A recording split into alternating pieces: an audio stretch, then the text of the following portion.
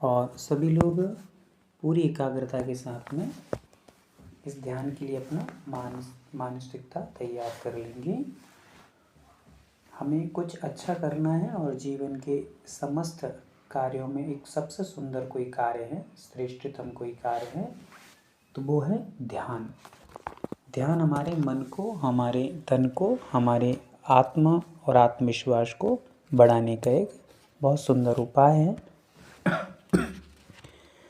पूर्व अथवा उत्तर दिशा को हम लोग सबसे पहले चूज़ करेंगे और पूर्व दिशा में बैठ जाएंगे या फिर उत्तर दिशा की ओर मुख करके बैठ जाएंगे। ध्यान इतना रखना है कि यदि आपकी दीवार सामने पड़ रही हो पूर्व या उत्तर दिशा की ओर तो सबसे बेहतर है, क्योंकि दीवार सामने होने पर फिर हमारी दृष्टि यहाँ वहाँ पर नहीं जाती है। ये हमें ध्यान रखते हुए दीवार की साइड मुख करके भी आप बैठ सकते हैं। पूरे समय आपको आँखों को खोलने की कोई आवश्यकता नहीं है, क्योंकि हमारे आचार्यों ने लिखा है कि जो व्यक्ति आँखों के चंचल होते हैं या जिनकी वाक्य चंचलता ज़्यादा होती है या फिर जो मन में बहुत सारे विचारों को करते रहते हैं, ऐसे मन के चंचल लोग ध्यान को प्राप्त नहीं कर सकते। ध्यान के लिए हमें सबसे पहले अपनी आँखों को कंट्रोल करना है, फिर उसके पश्चात अपने शरीर को संतुलित करना है। एक कोई भी आसन, प्यारा सा आसन, आप चाहें तो पद्मासन में बैठ जाएं, है ना, या फिर आप चाहें तो अर्ध पद्मासन में बैठ सकते हैं। पद्मासन में कैसे बैठते हैं, तो अपने लेफ्ट पैर को, मतलब अपने सीधे पैर को दाएं पैर की कंधे अपनी जंघा पर रख लेंगे और अपने सीधे पैर को फिर बाएं जंघा पर रख लेंगे। ऐसे करके अपन लोग पद्मासन लगा सकते हैं। आप लोग अर्ध पद्मासन भी लगा सकते हैं। अपने लेफ्ट पैर के जो अपनी जंघाएं होती हैं, जंघाओं के नीचे पिडली पर आप लोग बाएं पैर को रख सकते हैं। यह अपना अर्ध पद्मासन हो सकता है। सिद्धासन भी आप लगा सकते हैं और वज्रासन में इतने समय तक बैठ सकें तो वज्रासन भी लगा सकते हैं। कोई ना कोई अच्छी सी प्यारी सी आसन जो प्रशस्तता को देने वाली आसन हो। ऐसे नहीं है कि हम लोग जैसे सराफी लोग झूमते रहते हैं यहाँ वहाँ, वैसे कहीं भी मटक रहे हों या कहीं भी झुके हों या कहीं भी डोल रहे हों। ऐसा कोई आसन नहीं लगाना है। जिसमें प्रशस्तता हो उस आसन को लगाना है। उसके साथ साथ में हमें कमर को एकदम सीधी रखना है। कमर को हमें सीधी रखना है। गर्दन को भी एकदम स्ट्रेट रखना है, कहीं नीचे झुका के नहीं रखना है। ऐसा प्रतीत नहीं होना चाहिए कि हमें नींद सी आ रही है ना, ये हमें विशेष ध्यान रखना है। उसके साथ साथ में आपके हाथ दोनों ही घुटनों पर ज्ञान मुद्रा में रखना है और आँखों को बड़े ही प्यार से हल्के तरीके से आपको बंद रखना है। बहुत टाइट नहीं खींचना है। शरीर के किसी भी हिस्से को बहुत टाइट नहीं करना है। एकदम सामान्य तरीके से भगवान की प्रतिमा की तरह में बैठ जाना है।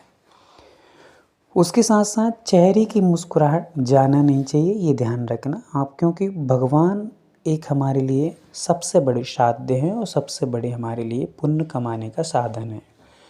जैसे हम लोग किसी दुकान पर कोई ग्राहक आता है ना, तो उसको देख कर के हम खुश हो जाते हैं अंदर ही अंदर कि चलो कुछ ना कुछ हमारा फ़ायदा होने वाला है।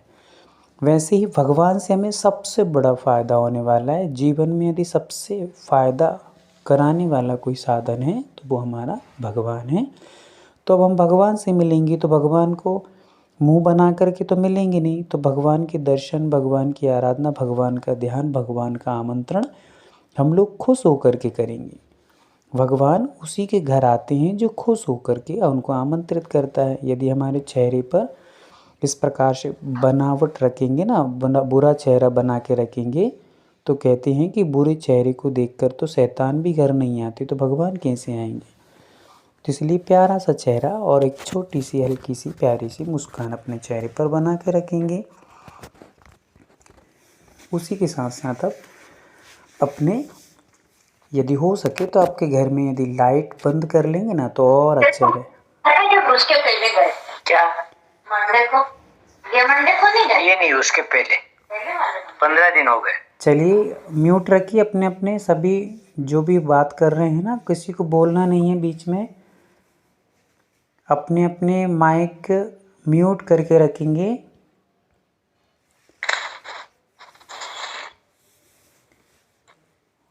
चलिए आगे चलते हैं। तो आप लोगों को यहाँ वहाँ किसी प्रकार से ध्यान नहीं देना है, कोई भी आता जाता रहे आपको उस पर ध्यान नहीं देना है, क्योंकि हमने जीवन के अनंत काल में इधर उधर ध्यान दे करके खुद की ओर ध्यान कभी भी नहीं दे पाए हैं। तो हमें अब अपनी ओर ध्यान देना है। अनोखीलाल जी, आप भैया थोड़ा सा म्यूट कर लीजिए, आपको आपकी आवाज़ आ रही है, डिस्टर्ब हो रहा है, म्यूट करिए। करता हूँ म्यूट। हाँ भैया जल्दी से करिए। चलिए, तो सभी बड़े ही प्यार से एक ओंकार की हम लोग सबसे पहले नाद करेंगे, उसके बाद अपन लोग आगे बढ़ेंगे। चलिए ओंकार के नाद के लिए आप लोग तैयार रहेंगे। गहरी सांस भर लीजिए और गहरी सांस के बाद हम लोग ओम अरम नमः का उच्चारण करेंगे।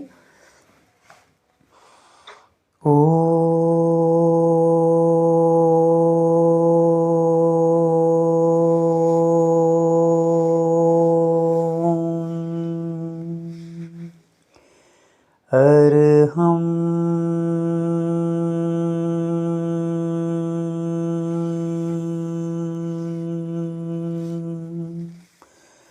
नमः।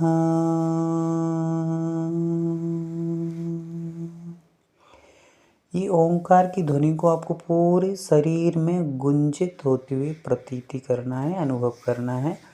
एक एक रोम रोम से आपका ओम का गुंजायमान होना चाहिए, ऐसा प्रतीति करेंगे, अनुभव करेंगे।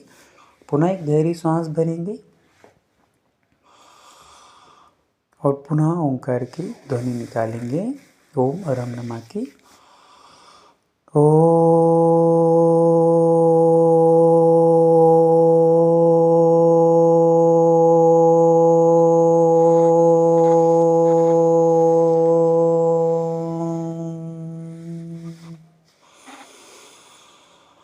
पुनः श्वास भरते हुए अरहम को अरहम।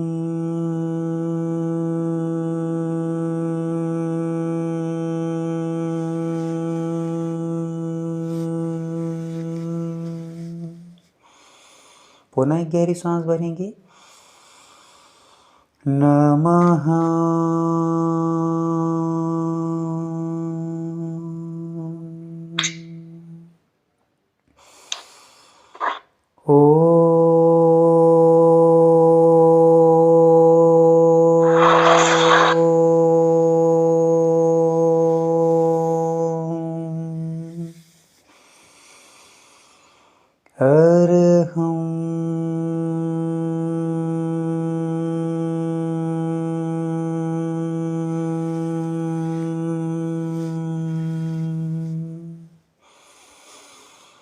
नमः।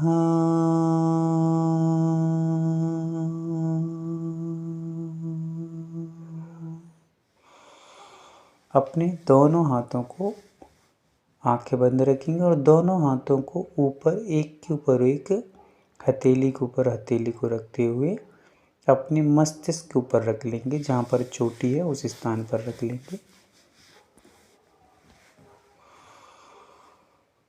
और ओम की ध्वनि निकालना है। और आपको उस चोटी के स्थान पर ओंकार की ध्वनि को एहसास करना है और आपको ऐसा लगना चाहिए कि मेरे हाथ भी उस ओंकार की ध्वनि से कंपित होते चले जा रहे हैं, ऊर्जा से भरते चले जा रहे हैं और मेरे मस्तिष्क में उस ओंकार की ध्वनि गुंजित हो रही है। जैसे मंदिर की शिखर पे अपन लोग कुछ बोलते हैं ना, तो वो गुंजित होता है, उसी प्रकार से हमें ओंकार की ध्वनि को अपने मस्तिष्क में गुंजायमान करना है।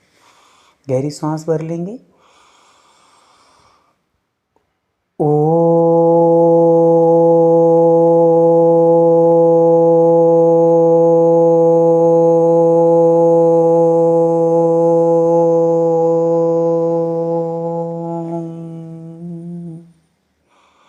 पुनः गहरी सांस, ओ।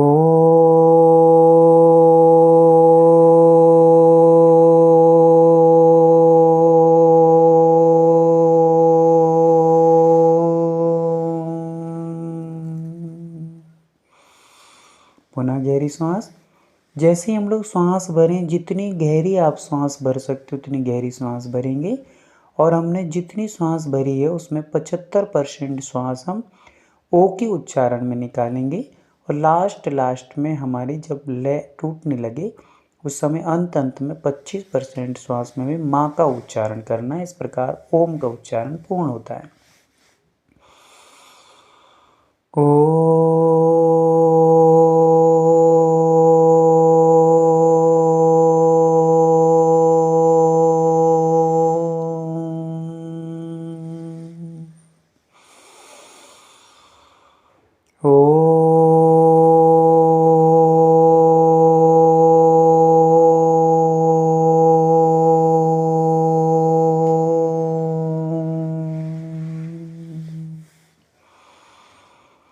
चलिए, अब अपने दोनों हाथों को पुनः अपनी आँखों पर रख लेंगे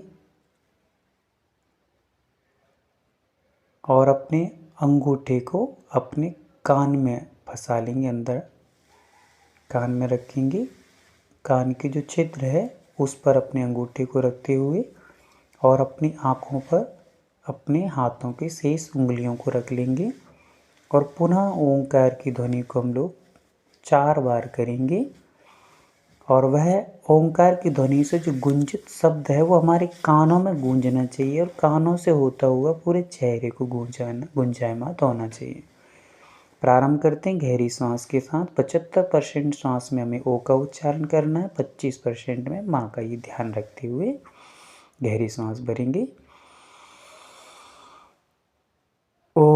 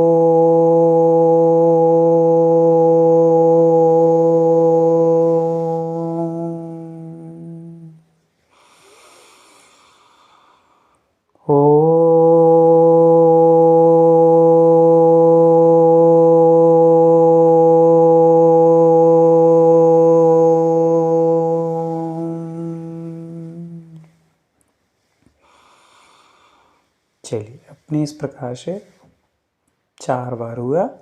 अब अपने हाथों को हृदय के पास लाएंगे और जोड़ लेंगे हाथों को, दोनों हाथों को जोड़ लेंगे। और जिस कंडीशन में अपन ने हाथों को जोड़ के रखा है, एकदम हाथों को भूमि के लेवल पर व्यवस्थित रखेंगे, नीचे ज़्यादा झुके ना हो, व्यवस्थित एकदम सतर्क स्थिति में रखते हुए फिर दोनों हाथों को उसी स्थिति में थोड़े थोड़े से दूर कर लेंगे। जो हमने एक दूसरे से जोड़ के रखे हैं, एक दूसरे से थोड़ा सा दूर कर लेंगे और थोड़ा सा दूर कर लीजिए। लगभग हम लोगों को 1 फीट की दूरी दोनों हाथों में बना लेना है। एक दूसरे के आमने सामने रहेंगे और 1 फीट की कम से कम दूरी रहेगी, अर्थात शोल्डर लेवल की दूरी रहेगी। और हमें 4 बार ओम का उच्चारण पुनः करना है और दोनों हाथों के बीच में ऐसा स्पंदन महसूस करना है कि हम एक दूसरे के हाथों से ऊर्जा एक दूसरे को खींच रही हो। चलिएगा, पुनः उच्चारण करेंगे गहरी श्वास के साथ। ओ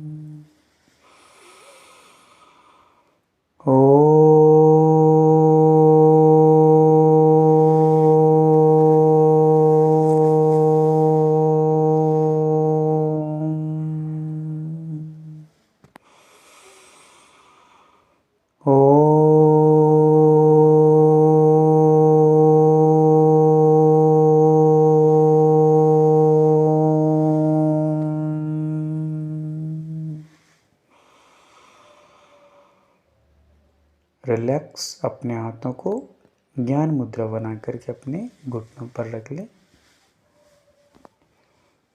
इस प्रक्रिया से हमारे मन के जो विकल्प हुए थे, बहुत सारे विकल्प जो चल रहे थे, यहाँ वहाँ का विचार चल रहा था, वो समस्त विकल्प हमारे ओंकार की विशुद्धि के कारण से बाहर हो जाता है। हम ध्यान के लिए एकदम तैयार हो जाते हैं, हमारा मन स्थिर हो जाता है। स्थिरता के लिए इस प्रकार से हमें कर लेना चाहिए। अब हम लोग एक छोटा सा प्रयास और करेंगे। अब अपने दोनों हाथों को नाभि के जो नाभि हिस्सा है उस पर एक के ऊपर एक दोनों हाथों को ऐसे नाभि को ढकते हुए, जैसे कोई कटोरी आदि से हम लोग ढक देते हैं, वैसे ही अपने हाथों का कटोरी नुमा आकार बना करके नाभि पर एक के ऊपर एक हाथों को रख लेंगे और एक ओंकार की ध्वनि और करेंगे, जिससे हमारा नाभि के स्थान पर जो होता है चक्र, जिसको हम लोग कहते हैं शक्ति केंद्र, वो शक्ति केंद्र जागृत होने से हमारे अंदर की ऊर्जा अद्भुत और एक आश्चर्यकारी हो जाती है। प्रारंभ करते 4 बार पुनः ओंकार को उच्चारण करेंगे।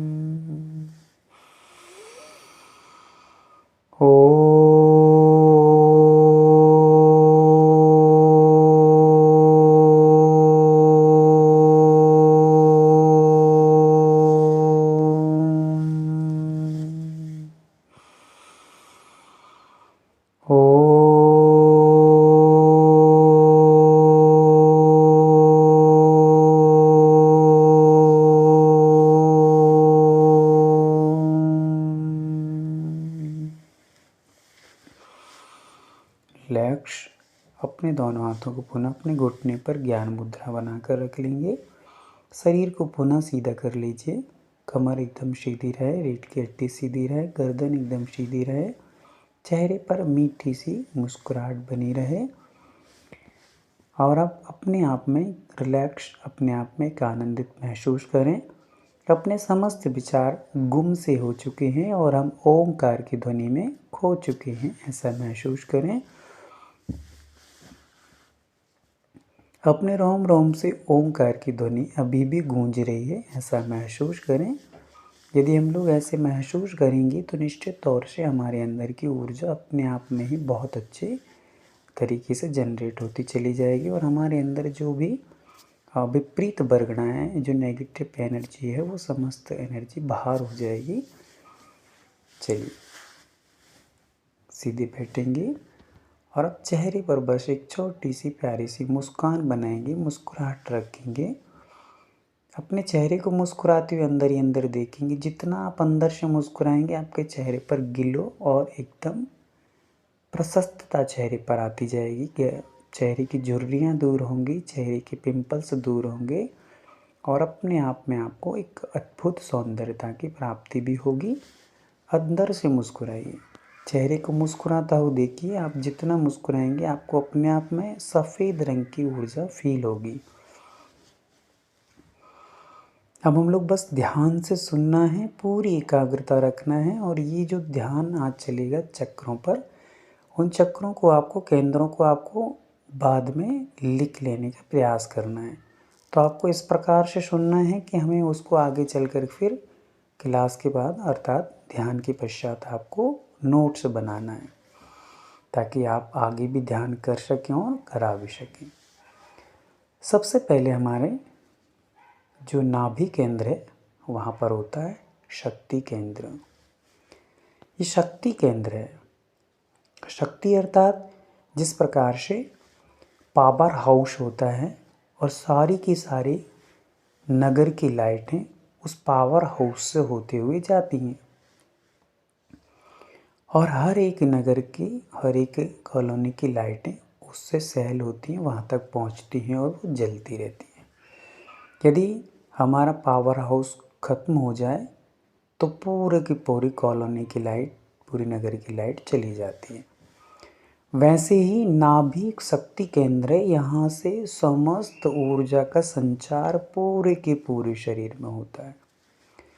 हर एक हिस्से में एक सबसे महत्वपूर्ण हिस्सा हमारा नाभि है। ये नाभि सेंटर पॉइंट है, और सेंटर पॉइंट मतलब कि हमारा पावर हाउस है। यहाँ से नीचे की भी समस्त पार्ट्स जो हैं हमारे शरीर के, वो भी संतुलित होते हैं, और ऊपर की भी जितनी भी हमारी कोशिकाएं हैं, शारीरिक हिस्से हैं, अंग हैं, वो भी इसी से ही रिलेटिव हैं, इसी से ही संतुलित होते हैं। और ये नाभि चक्र बिगड़ जाने से बहुत सारी बीमारियां या तो हमें नाभि से नीचे वाले पार्ट्सों में हो जाती हैं, जैसे कि किडनी की खराबी हो जाना, है ना, पाइल्स हो जाना, या हमें हार्निया हो जाना, जंघाओं में दर्द हो जाना, सूजन आना, है ना, यूरिन की प्रॉब्लम होना, डाइजेशन खराब हो जाना, ये सब होता है। नाभि 4 हिस्सों में खिसक जाती है, ऐसा कहा जाता है। तो यदि वो नाभि नीचे की ओर खिसक जाती है तो फिर यूरिन संबंधी काफ़ी प्रॉब्लम होती हैं, और हम लोगों को फिर किडनी से संबंधित अनेक प्रॉब्लम हो जाती हैं। यदि वो लेफ्ट हैंड साइड खिसक जाती है तो फिर हम लोगों को लूज मोशन होता है, काफ़ी बार हमें शौच को जाना पड़ता है, ये प्रॉब्लम जनरेट हो जाती है। वैसे यदि फिर वह नाभि यदि मान लीजिए आपके राइट हैंड साइड खिसक जाती है तो आपको बहुत सारी जमाइयाँ आना, या फिर कहना चाहिए कि जी घबराना, जी मचलाना, ये सारे के सारे प्रॉब्लम जनरेट होती हैं। यदि वह नाभि ऊपर की ओर आ जाए, हृदय की ओर खिसक जाती है, तो फिर हम लोगों को एक एसिडिटी बनना, और जी कहना चाहिए कि उल्टी होना, वॉमिटिंग जैसे होना, कोई चीज़ खाने की इच्छा नहीं होना, ये बहुत सारे रोग उत्पन्न हो जाते हैं। इसलिए नाभि अपने आप में बहुत बड़ा एक हमारी ऊर्जा का केंद्र है, इसको संतुलित रखना बहुत आवश्यक होता है। इसलिए आचार्यों ने इसको शक्ति केंद्र कहा, शरीर की शक्ति यहीं से प्राप्त होती है। इसको केंद्रित रखने के लिए हमें यहाँ पर ध्यान करना है, और एक बीज अक्षर होता है जिसका नाम है हिरा। हिरा अर्थात हा शब्द जो है, हा में हम एक रा की नीचे की साइड रेप लगा देते हैं, और उसके ही बाजू में 2 बिंदु हैं जिसको हम लोग विसर्ग कहते हैं संस्कृत में, वो लगाने पर हिरा शब्द बनता है। हिरा शब्द का जिनको भी पेट संबंधी कोई प्रॉब्लम्स होती हैं, किसी की बहुत गैस बनती है, या एसिडिटी बनती है, या बार बार लूज मोशन होता है, या पीरियड्स संबंधी कोई प्रॉब्लम्स होती हैं, ये सारी की सारी दूर करने के लिए आपको डेली की डेली कुछ समय निकाल कर नाभि पर हिरा शब्द को इमेजिंग करते हुए हमें ध्यान करना चाहिए। तो हम लोग हिरा शब्द को समझ लेंगे, और हिरा शब्द का आज हम लोग ध्यान करेंगे। सभी लोग इमेजिंग करें कि मेरी नाभि के मध्य में हिरा शब्द लिखा हुआ है। हिरा शब्द साधु परमेष्टि का वाचक होता है, और साधु परमेष्टि जो पंच परमेष्टि में सबसे अंतिम परमेष्टि है, साधु परमेष्टि, वे साधु परमेष्टि तप, ज्ञान, ध्यान में निरंतर लगे रहते हैं। तो जो तप में लगे हैं और ज्ञान और ध्यान में लगे रहते हैं, अर्थात पूरी की पूरी ऊर्जा जनरेट कर लेते हैं, ग्रहण करते रहते हैं, और उनके माध्यम से कर्मों को नष्ट करते हैं। ना तो वे पढ़ने पढ़ाने में अपना उपयोग लगाते हैं ज़्यादा, ना किसी को शिक्षा दीक्षा देने में, मात्र उनका एक ही काम बताया ग्रंथों में, ज्ञान ध्यान तपो रक्तस्, ज्ञान और ध्यान और तप में लीन रहते हैं वे साधु परमेष्टि। तो वे ज्ञान और ध्यान को कैसे करेंगे जब उनके पास इतनी एनर्जी होगी, 1-1 महीने को उपवास करके बैठ जाते हैं और ध्यान करते रहते हैं। तो ये शक्ति कहाँ से आई? इस हिरा शब्द के उच्चारण से, और नाभि को पावरफुल, शक्ति केंद्र को पावरफुल बनाने से आई है। हमें पूरा ये जो रहा ना, मुझे हीरा सुनाई दे रहा है इसलिए पूछ रही हूँ, रहा ना। बीच में नहीं बोलना है, जो आपको समझ आ रहा है अभी वो कर लीजिए। चलिए, बीच कोई भी नहीं बोलेगा, आपको बस जो अभी आ रहा है उसको समझें और करें। रा शब्द मतलब हा शब्द जो होता है अंत का, हा और हा में नीचे अपन लोग रेप लगाते हैं, उसको रा की रेप, और फिर ऊपर नहीं लगाना है, नीचे लगाना। जैसे प्रकाश लिखते हैं ना, तो पा में हम लोग एक रेप लगाते हैं, प्रा हो जाता है वो। वैसे ही हा में एक रेप लगाएंगे तो हिरा हो जाएगा। और उसके साथ में हा का और उच्चारण करने, रहा का उच्चारण करने के लिए हम लोग विसर्ग लगाते हैं। हाँ, विसर्ग आप लोग समझते होंगे, 2 बिंदुआं रख देने का नाम विसर्ग है। तो वे बिंदु बाजू में रखी जाती हैं। ऐसा हरा शब्द का उच्चारण करना है। तो आप लोग सभी एकाग्रचित्त हो जाएं। और यहाँ पर हम लोगों को एक रंग दिया जा रहा है जो कि नीला रंग होता है। आकाश का जो रंग होता है उसी रंग का ये हीरा शब्द हम लोगों को बनाना है। पूरा ध्यान फोकस कीजिए, बहुत ही अच्छा प्रॉफिट हमें होने वाला है। अनेक प्रकार की बीमारियां जो किसी भी औषधि, किसी भी दवाई, किसी मेडिकल या किसी भी हॉस्पिटल में नहीं मिलेंगी, वो आपको रोग इसके माध्यम से ठीक होंगे। तो आप लोग पूरा फोकस करें, एकमात्र नाभि पर हीरा शब्द लिखें और उसको नीले रंग में, जैसा आकाश है वैसे नीले रंग में लिखेंगे।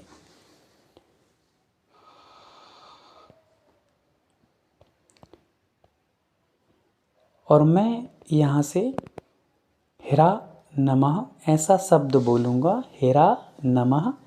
आपको हीरा शब्द सुनते ही गहरी श्वास भरना है और वो श्वास आपको एहसास करना है नाभि तक।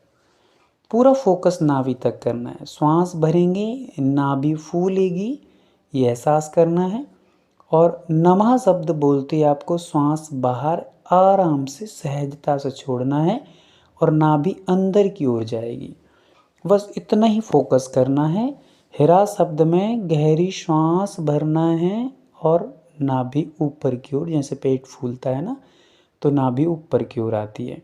और हीरा शब्द को हम लोग जैसे ही श्वास छोड़ेंगे नमः शब्द में, तो श्वास छोड़ने से जैसे फुग्गे में, गुब्बारे में हवा भरते हैं तो फूलता है, और गुब्बारे की हवा निकलती तो वो अंदर की ओर पिचक जाता है। वैसे ही नमः शब्द में श्वास छोड़ते हुए हमें नाभि को अंदर की ओर ले जाना है, श्वास बाहर की ओर छोड़ना है। चलिए प्रारंभ करेंगे। धीरे से लेना है, धीरे से छोड़ना है। जब तक मैं उच्चारण करूं तब तक आप श्वास भरें, और फिर उसके बाद जब नमः का उच्चारण करूंगा तब तक आप लोग श्वास छोड़ेंगे। प्रारंभ करते हैं। 1 2 3 स्टार्ट। हीरा नमः, हीरा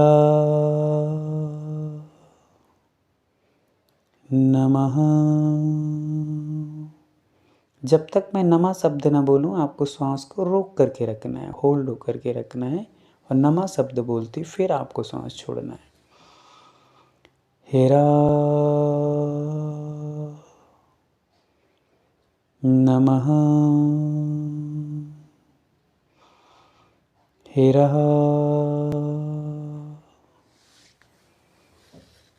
नमः, हीरा नमः, हीरा नमः, हीरा नमः, हीरा